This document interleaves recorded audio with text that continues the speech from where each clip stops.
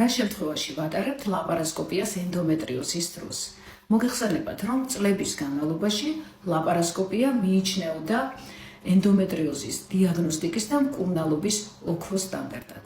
გარკვეულწილად დღესაც ასეა. თუმცა მიდგომები შეიცვალა, რადგან ბოლო წლებში მნიშვნელოვნად განვითარდა და დაიხვეწა არაინვაზიური სადიაგნოსტიკო საშუალებები. ამიტომ ქალის ანამნეზის, მისი მდგომარეობის კლინიკური სურათის და ეკოსკოპიური კვლევის საფუძველზე შეგვიძლია უმეტეს შემთხვევაში ზუსტი დიაგნოზი დავსვათ. ენდომეტრიოზის ეფექტური მკურნალობა შესაძლებელია ჰორმონალური თერაპიით, ხოლო ლაპარასკოპიას მივმართავთ იმ შემთხვევაში, თუ მაგალითად ქალს აქვს დიდი ზომის ენდომეტრიული ცისტა 3 სანტიმეტრზე მეტი დიამეტრის. მეორე, თუ აქვს ძლიერად მტკივნეული მენსტრუაციები, რომელიც არ ექვემდებარება მედიკამენტოზურ ჰორმონალურ მკურნალობას. მესამე, ღრმა ენდომეტრიოზი, რომელიც არღვევს ამა თუ იმ ორგანოს ფუნქციას და აუარესებს ცხოვრების ხარისხს. და ის შემთხვევა, როცა ქალს აქვს უშვილობა 2 წელზე მეტი დროის განმავლობაში